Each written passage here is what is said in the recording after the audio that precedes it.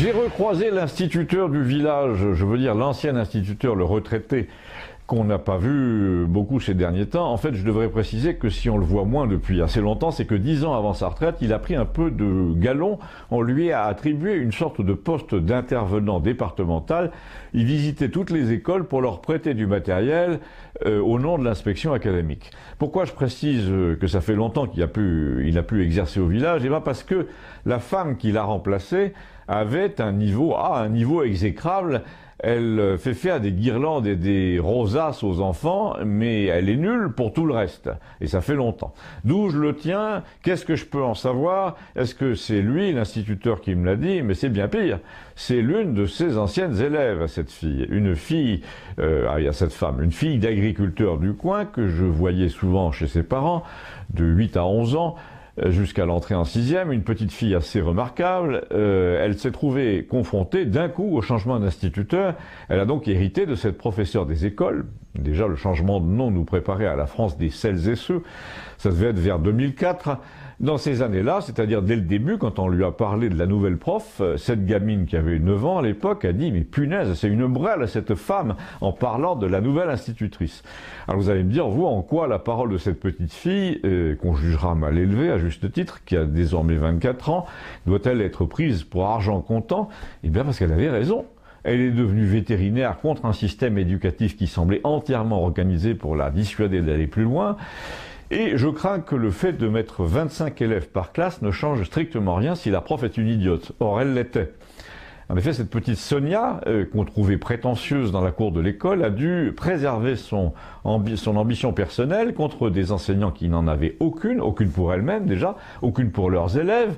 Au collège, ses profs de français et de maths à cette fille écrivaient des tartines dans les marges pour lui suggérer de changer de caractère et d'apprendre les règles de la vie en commun, de limiter son orgueil sans jamais faire mention de ses capacités, ce qui fait que lorsqu'elle a voulu préparer l'école vétérinaire, tout le monde lui a ri au nez. D'ailleurs, faute d'avoir pu intégrer une préparation digne de ce nom, à Toulouse, elle a fait une petite prépa un peu minable.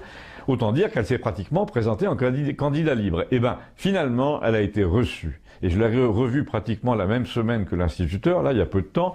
Et les deux m'ont dit la même chose à propos du discours du président de la République. Mais c'était de la bouillie pour chat.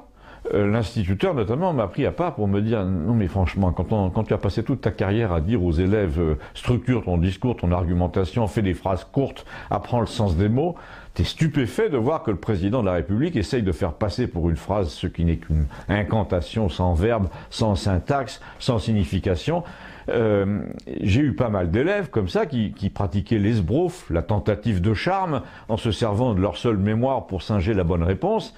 Ils avaient retenu 2 ou 3 trucs qui donnaient l'impression qu'ils avaient travaillé, et puis ils te resservaient ça dans le désordre avec un beau sourire, mais en mettant le ton, comme au théâtre, et puis ils croyaient que ça allait passer. J'ai même eu un élève qui mettait n'importe quoi quand on lui donnait une division à 3 chiffres.